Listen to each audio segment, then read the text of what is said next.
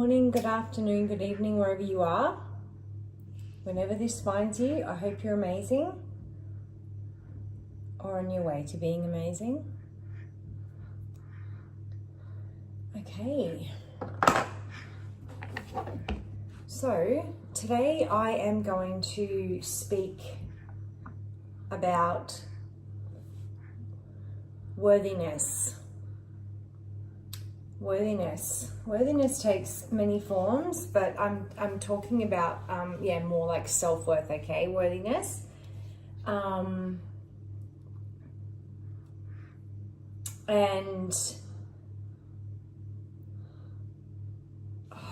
it's like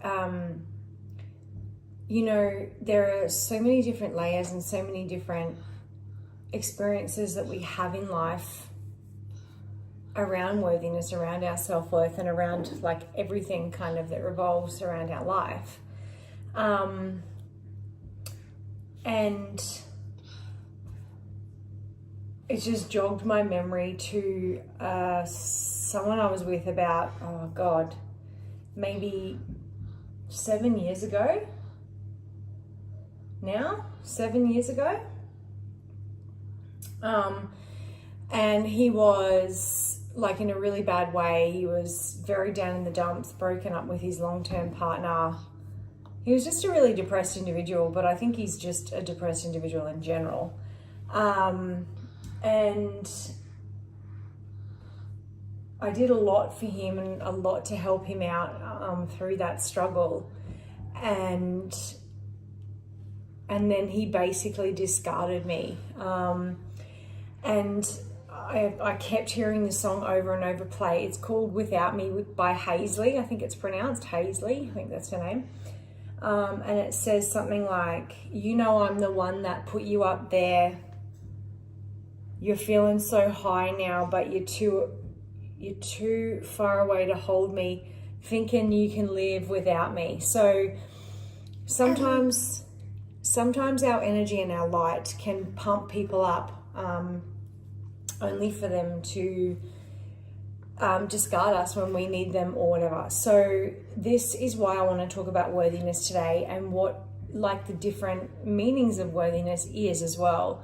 So it's also about praying for the gift of discernment, which is crucial, especially if you're an empath, sensitive to energy, feel other people's energies or emotions, or you have any of the clair abilities, because we know that if we don't protect our energy, other people's energy can leak into ours. It's not ours. So that's what happened in that situation to me. So I became very depressed and like really down, and it actually wasn't my energy at all.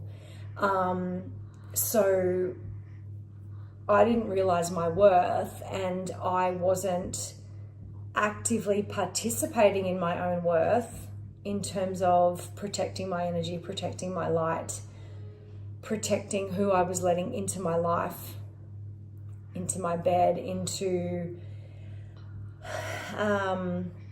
my heart, into like those intimate places that really we need to screen a lot more. So yeah, this is kind of what's triggered this whole worthiness thing for me today, because it is really painful when someone does that to us. And even though you may not love that person at all anymore, or care for them whatsoever, or think about them whatsoever, the responsibility is on us to heal, and that's the pain that it leaves behind until it no longer hurts.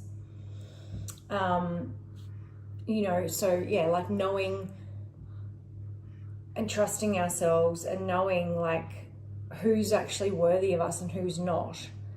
And this is nothing to do with ego. This is like self-preservation and using our energy for ourselves and for good and to shine brightly, instead of letting people who are deeply unhealed take us under, basically, from their depression and their darkness.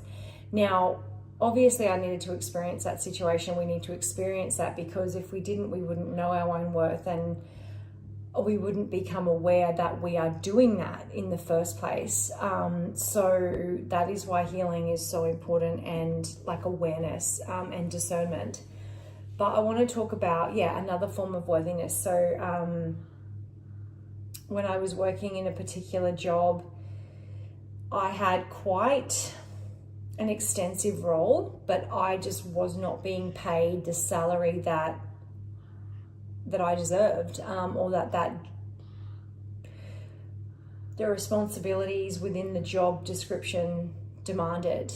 And so I accepted less because I didn't believe I was worth more.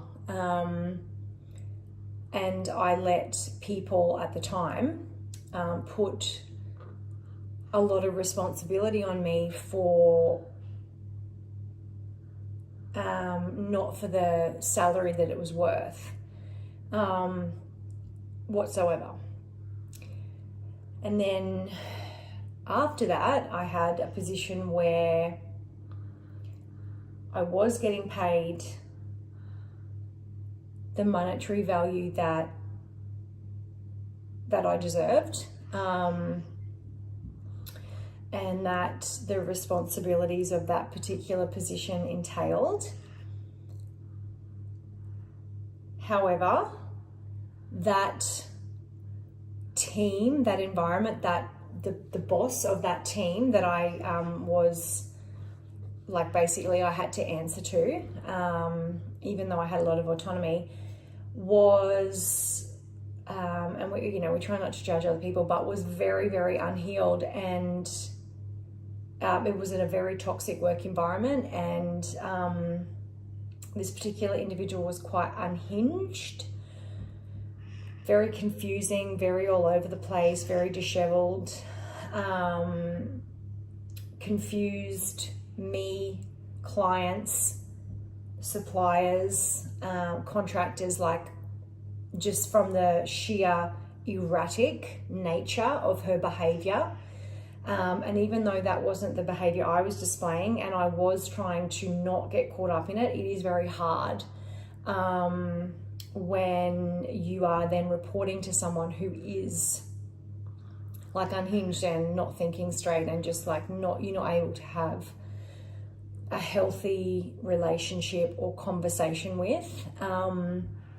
And so that was another form of self-worth to me. So yes, I was getting paid the monetary value, but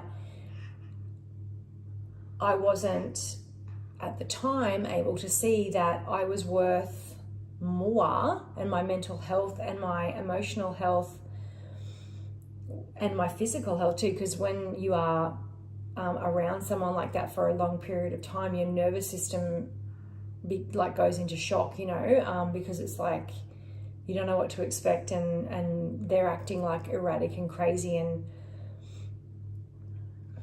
emailing at all hours of the day and night, which is not healthy. I then had to realize, like I see it now, like that I was worth so much more than being treated like that. And why did I not love myself enough to know I was worth more, to have not only their pay, but to have a healthy, cooperative work environment that I should have been working in, and I should have demanded working in. And so this is the thing about when we heal and when we know our worth, is that you wouldn't even, regardless of monetary value, you wouldn't even entertain something like that. You wouldn't even accept something like that. You would have the discernment to know that something was wrong. And if you did go into it and you found that, you would then pretty much withdraw immediately, because you would know your worth and you would know your value, and you would place your own worth and your own value and your own self above any of that type of chaotic, disruptive, deceptive behavior. Nonsense is what I would say. So there are many forms of self-worth, and there are always tests when we level up and when we put boundaries up and things like that. And so, as I explained earlier, like, I thought that my worth was based on money, which is again incorrect, because we are worthy just as we are. And so, yeah, I was under the impression that, you know, my monetary value was where the worth was, and it's not. It's everything. It's being treated with respect, kindness, grace, cooperation, reciprocation, monetary value, yes, as well, definitely being paid what you are worth, but also having a positive experience as well. And I'm not saying that you're not going to have challenges or anything like that, but having a positive experience where people have the maturity and emotional intelligence to work on things or solve things or come together in a team or whatever the case may be. So there are multiple forms of self-worth. And then, of course, there's, the ones that I said at the very beginning in terms of your relationship, like knowing your own worth and not allowing garbage basically into your life, or people who are unhealed into your life. That taught me a lot about what I still needed to heal. And like, basically, if you tolerate that, you're basically saying, and this is a really hard one because this is a shadow, oh, well, I'm not worthy of more, so I should just stick it out and let them hurt me. Well, no, you literally close the door. You close the door before you even get invested. And I'm not saying that it's not good to help people or support people or be there for people, but you're not people's emotional crutch. That's what I had to learn. Like, people, and like, to be honest, like, he moved on, and I literally have zero fucks about it. Like, I don't have any revenge towards you. I don't have any feelings whatsoever.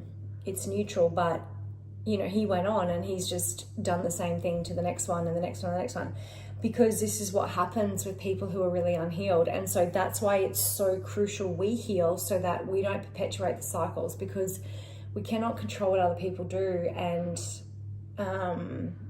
you know, that's for the next person to learn, and the next and the next and the next, or whatever.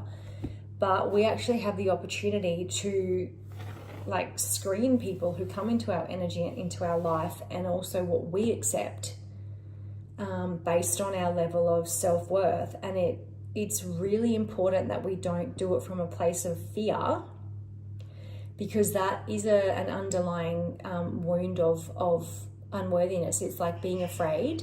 So fearful of getting another job or making any more money, fearful of not making any more friends or finding a different partner who's better for you, or fear of being, you know, abandoned, or fear of being neglected if you don't give your all to that person. Like, no, that's fear-based devil energy, because the devil likes to trick us and fuck with us, and the devil is a liar. So it's about standing in our own sovereignty and knowing our worth. And that does mean healing deeply within us, because a lot of the time we can develop an unworthiness wound from childhood if we have like an emotionally absent parent, or a neglectful parent, or a parent who makes us basically feel invisible or invalidated or not appreciated or not important, or like that we don't matter to them. That often is where the unworthiness wound comes from. And it is very sad. It is very, very sad, because children should feel deeply loved by their parents, seen, heard, and loved for their own unique little character and personality and soul, because we're all meant to be different. And when we don't have that, we then allow situations that we don't deserve into our life, because that's what we've been conditioned to think. Or if you're an empath, you've been like painfully conditioned to be hyper vigilant. So it's kind of like a familiar pain.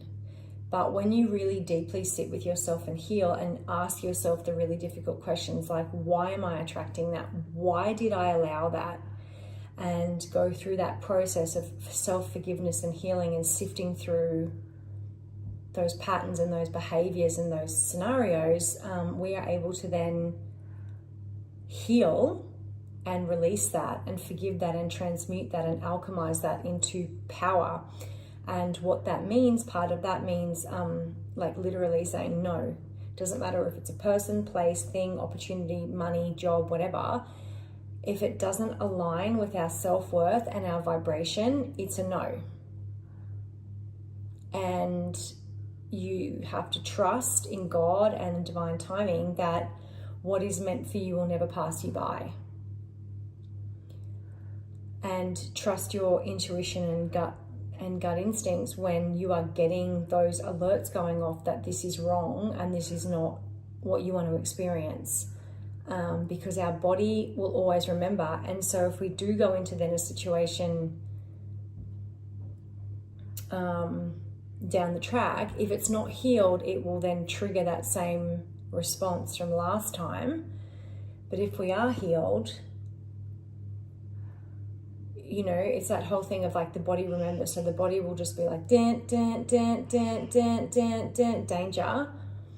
If that previous scenario isn't healed, if you have, then you'll literally walk into it like it's nothing and be like, no thanks, and keep going. So yeah, it's, I think his name's Joe Dispenza. Is that how I pronounce his name? Joe Dispenza. He said, you know, the wound, something like the wound loses its pain, like its pain hold on us, the pain when it's healed, like when there's no more pain. So the same issue might, or the same scenario might come along in a different person or a different setting, but the pain body is healed. So it's no longer triggering that fight or flight or nervous system, anxious overload, like danger response that we would have felt as a child or as an empath who didn't know how to protect our energy and absorb someone else's pain. Once you do that healing, you literally then know, okay, radio, that happened to me before, I'm going to make a different choice without going into an absolute emotional, chaotic meltdown. So knowing your worth is healing. And yes, the irony of healing is you never caused the wound. But let me tell you that the people who did cause the wound, they're either one, do not care, or two, they are, and you know, we send them love and light and compassion.